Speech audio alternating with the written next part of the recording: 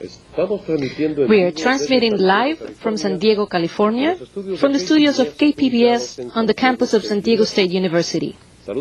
Greetings to our distinguished participants in Mexico, the Dominican Republic, Costa Rica, Panama, Colombia, Venezuela, Peru, Paraguay, Uruguay, Brazil, Bolivia, Argentina, and the United States of America. Once again, we would like to thank Telecomunicaciones de México, Panamsat, Brasilsat, and Nahuelsat for their satellite linkage services, which allow us to reach all of you directly through the wonders of telecommunications. Welcome to the program Strategic Management of Environmental Resources, today's true executive challenge, the 11th video conference of our 1996 series, Strategies for Global Competitiveness. My name is Armando Osorio, and I will be your moderator for this video conference. We would like to remind the coordinators at each receive site to collect the attendance sheets for your sites and mail them to the ITC, along with a list of participants interested in obtaining the certificate or diploma for this series of programs. This program is composed of 2 presentation modules and 2 question and answer sessions. We look forward to your live participation. Today's program is important, given that our awareness for protecting the environment has increased worldwide. The increasingly complex regulatory realities that public organizations, business, and educational institutions are facing make it imperative that today's executives and decision-makers, in general, assign top priority to more effective environmental resource management strategies, including energy conservation, waste recycling and disposal, material substitution, process modification, and others. This video conference will present an overview of the exciting new strategies and approaches to environmental resources management under the ISO 14000 International Environmental Quality Standard, the costs and training challenges involved, and the importance of these efforts in reducing operation costs and achieving global competitiveness with environmental responsibility. It is a pleasure to introduce to you today's expert speakers, Dr. Rama Chalam and Mr. Richard Opper. Dr. Chalam is a well-known researcher and expert on toxicology and industrial hygiene.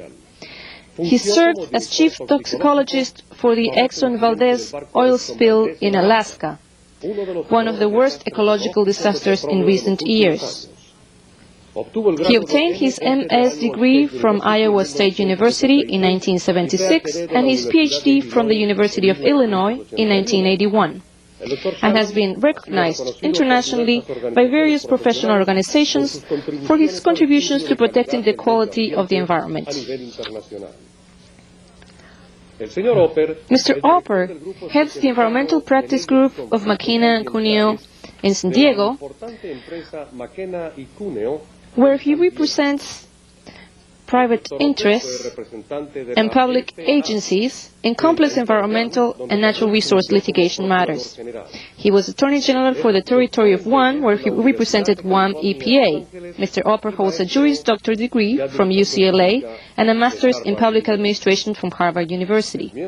He is a member of various regional and national NGOs and is a recognized expert on informational and technology aspects and environmental and pollution issues.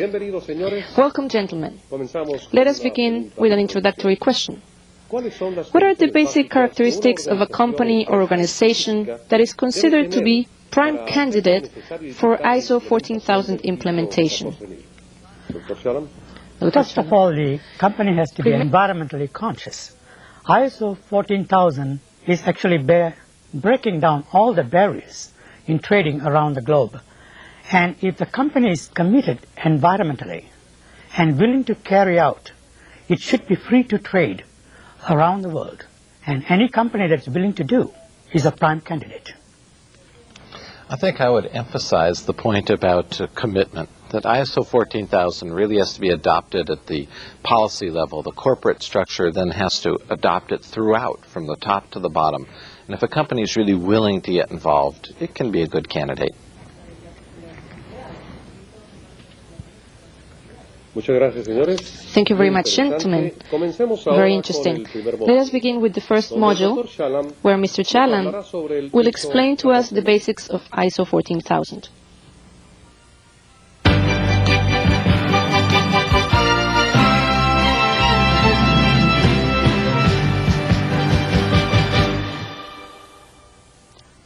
My dear friends, for the last 50 to 60 years, we have signed treaties, agreements, and amendments worldwide, partly followed or broken, reconstructed, and sometimes never followed right from the beginning.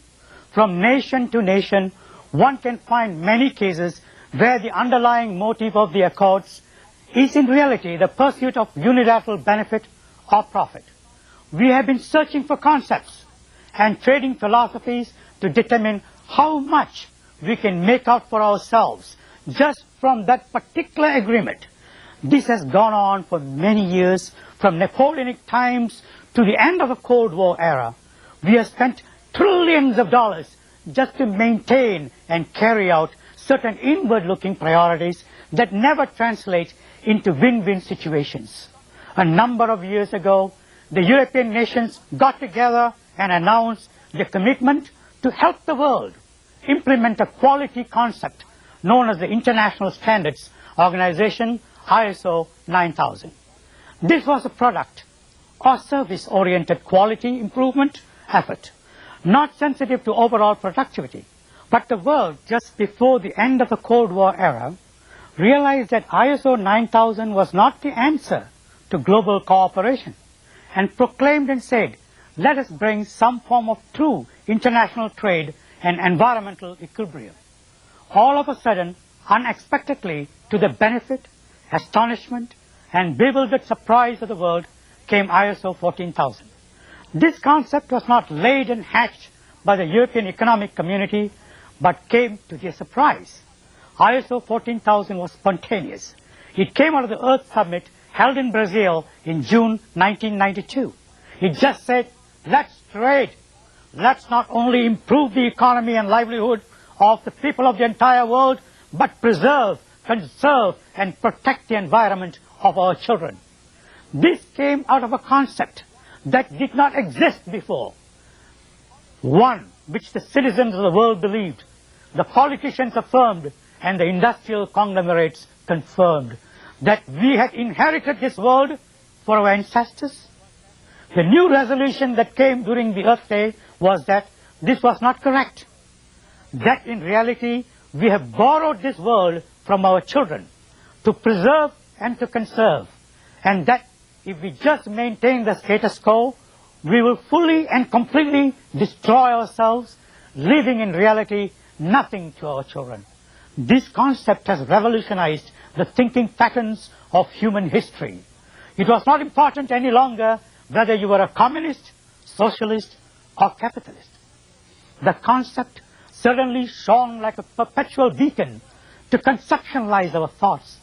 The people of the world began to realize it was above and beyond the thought process of myopic politicians and business leaders who were out there like hungry dogs waiting to lap and engorge themselves with the remaining resources what Mother Earth can provide.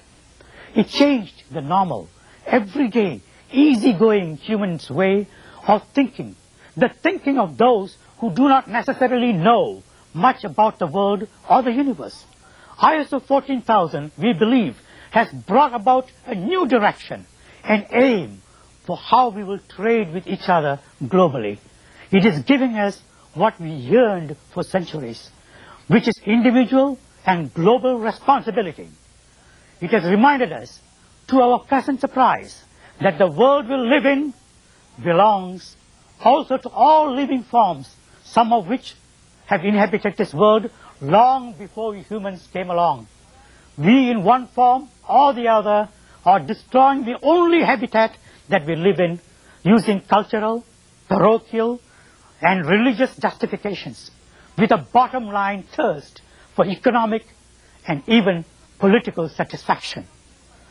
Now, out of curiosity, many of you might start wondering, what is this ISO 14000? Is it some form of a religion, a book, that I should read so that when my body rots in this world, I can go to heaven? The answer is no to all the above. Last year, I had the pleasure of presenting the basic principles and components of ISO 14000 in the first ever live international video conference on the subject.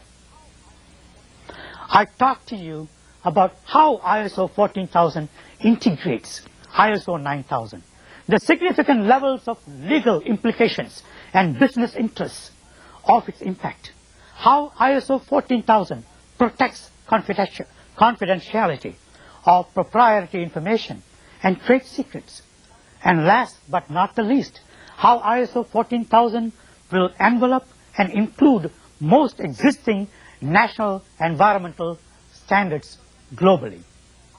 We did also protect to you how ISO 14000 will have legal effects on regulations, their enforcement, and purchasing activities of all participating nations of the world, and in the process will help to remove most of the barriers that exist now in cross-border trade. We also discussed environmental labeling, environmental claims, and how ISO 14000 will become the framework for trade guidelines as it expands worldwide. Finally, we also reviewed last year the 6 basic components of ISO 14000, which include environmental management systems, auditing, labeling, performance evaluation, life cycle assessment, and its formal terms and definitions. I like to say that ISO 14000 is a simple concept thought up by simple minds with purely practical and responsible intentions, taking human endurance, resource available, material and industrial productivity, and utilization of these not only to better our livelihoods, but also to ensure the livelihoods of our descendants. ISO 14000 today is supported by nearly all nations of the world who believe not only in doing business, but also in maintaining their standards of living, taking care of the resources that they tap from the environment, and making sure that at least some of these patrimony will still be left for our children. So, ISO 14000 was originally proposed by ISO 14000 nations and was first adopted by Switzerland, Austria, and Turkey.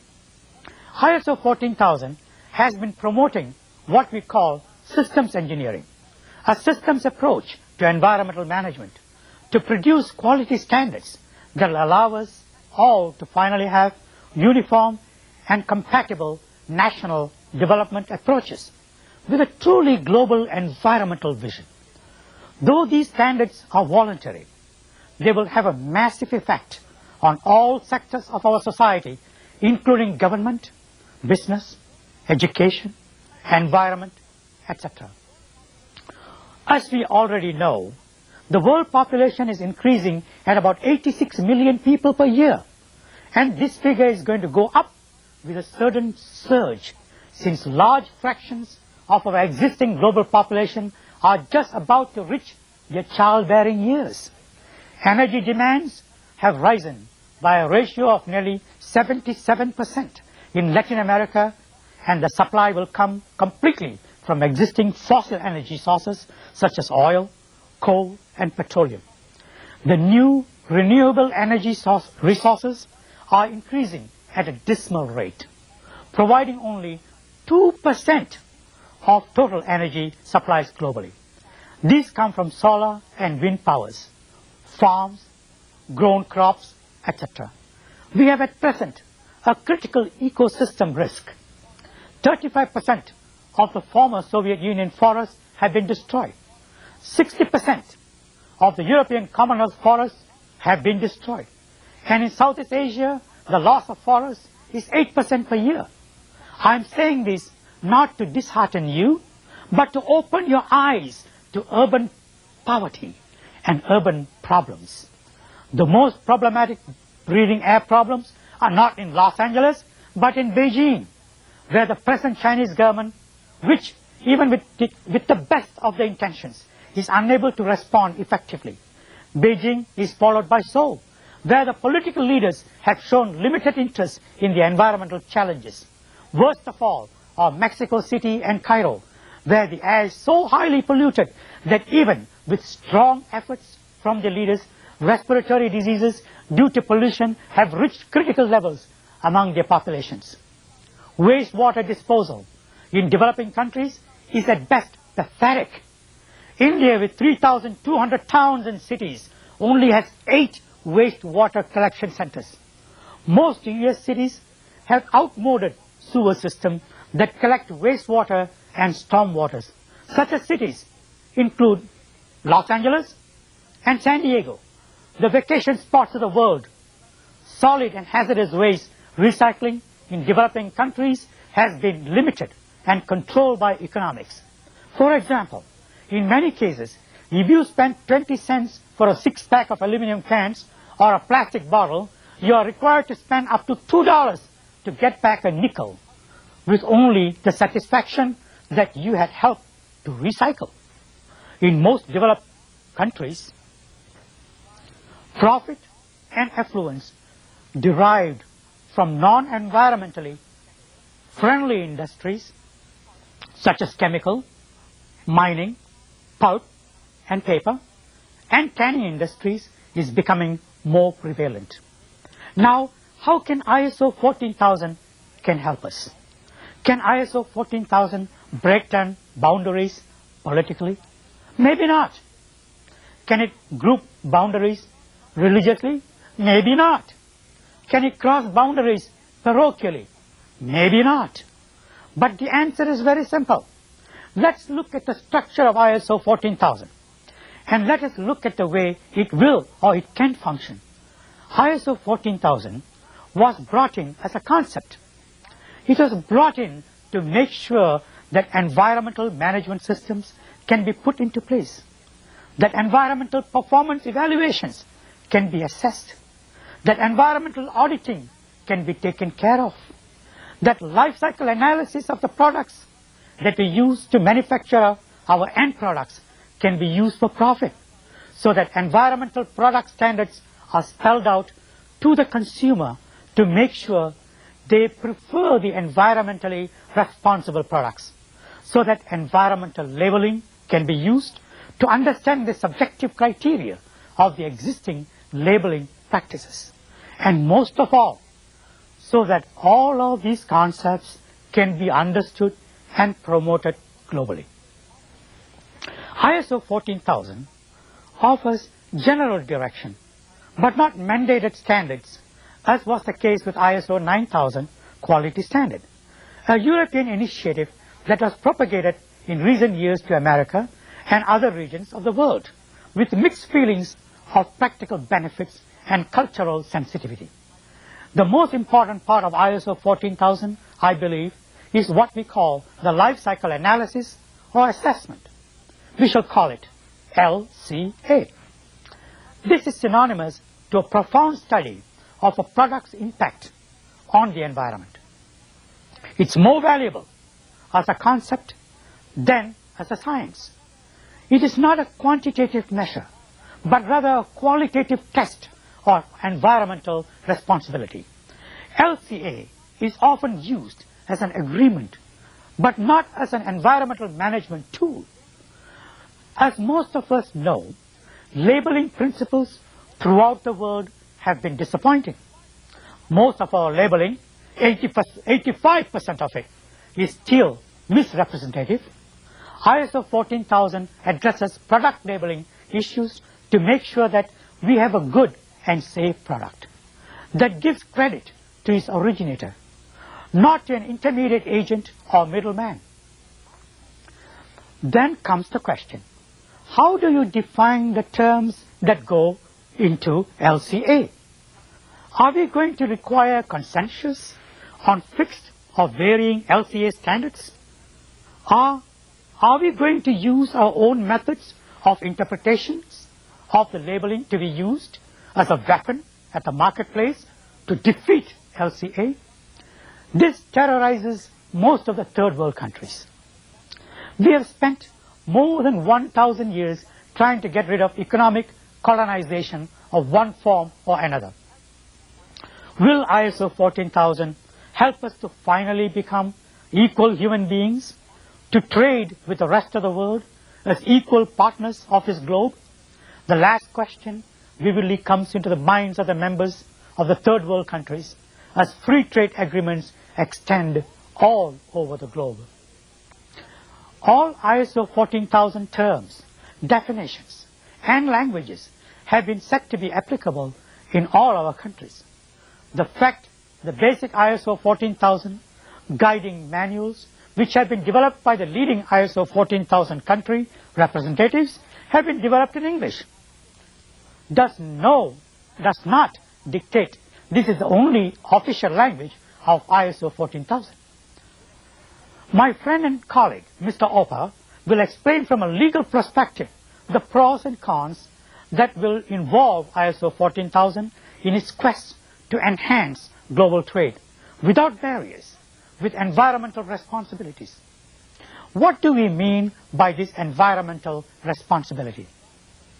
First of all, it encourages the use of market forces to initiate environmental improvement in and around the organization, applying objective criteria for environmentally preferable products. Secondly, there in the depth and serious study of product impacts on the environment. Thirdly, periodic data gathering of the organization's environmental management efforts. Fourth, the proper evaluation of indicators of ISO 14000 improvement, such as waste emissions and effluent generation. And finally, all of these factors complementing each other to allow both quantitative and qualitative assessment of the program progress. Does all of these mean that you must assign all of your company's resources to protect the environment or to complement ISO 14000? Does it mean that ISO 14000 requires your organization to comply with the most stringent legal environmental mandates all the time? The answer is no to both of these questions. ISO 14000 environmental responsibility has to be interpreted in the context of your organizational realities and business competitiveness. But it is a principle of international solidarity for the protection and conservation of our natural habitat. Allow me to present a brief systems methodology for implementing ISO 14000 in your organization. There are 4 stages to a continuous effort. Identification of your present or existing system, identification of the requirements for ISO 14000 compliance, design of the new organizational system, and finally its implementation.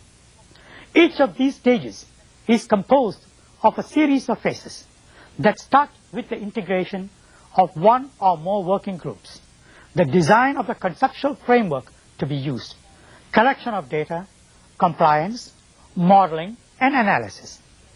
This systems methodology allows you to create special satellite projects to address certain issues or difficulties that require particular attention and should not delay the progress of the main tasks.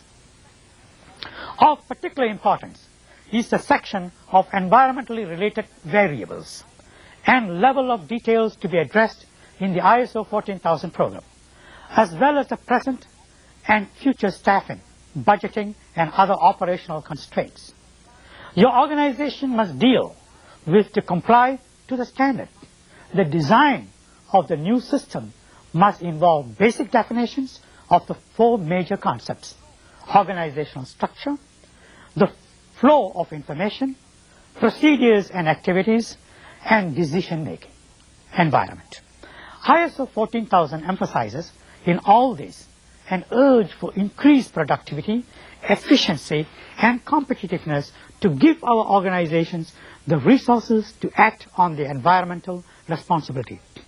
A financially troubled business or a deficient ridden government agency usually are concerned only with barely staying afloat, and we will invariably postpone all tasks and cause delay with their environmental commitment.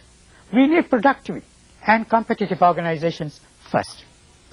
All of this is predicted on the assumption that ISO 14000 is a global crusade that emanates not from international agencies or national regulatory agencies, but rather from our working organizations, small and large businesses, schools and universities, government agencies, and publicly owned companies, service providers, and professionals contributing productively to our society.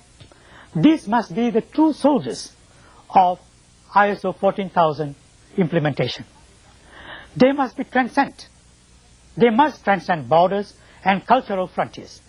They must show regulatory agencies that this is not a matter of choice, and they do it for gain, but for joint gain with others, with which they relate commercially, financially, or technically, and that they do it with great environmental responsibility.